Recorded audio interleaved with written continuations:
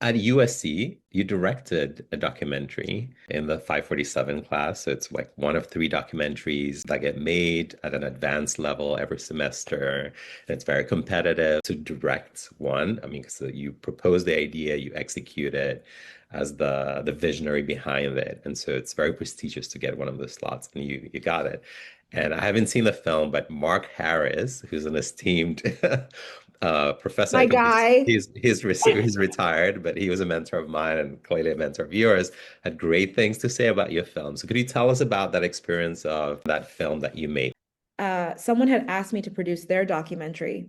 And just like in a moment, I was like, well, why don't I direct one? I just had, for the first time, just had that inclination. Hmm. And that's how I got to do 547. And, of course, like learned that you have to pitch for it and that only a few people are selected. And I really struggled with what the topic would be because, again, this is my first time doing a documentary. And I'm like, what is interesting enough? And how do I get other people to be interested in it with me to spend their whole semester making something?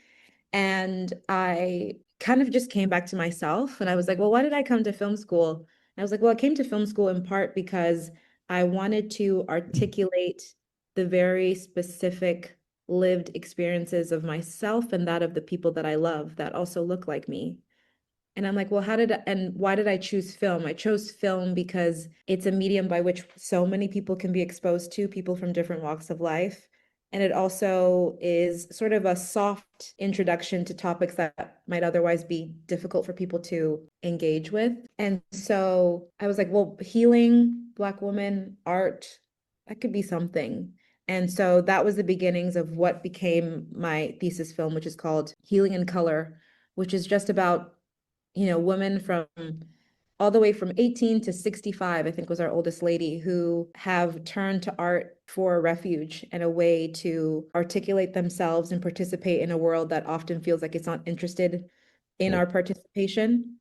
How do you like literally write yourself or draw yourself or speak yourself into existence and have and make and in the same way make room for other people to do the same thing. So that's what it was, and I really enjoyed it. I mean, I remember the first interview I sat down to do, I thought, oh, this is what I've always wanted, which is to just bear witness to people.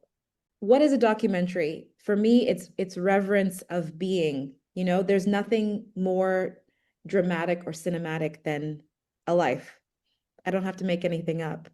And that was like very relieving for me. So That's that's powerful. it.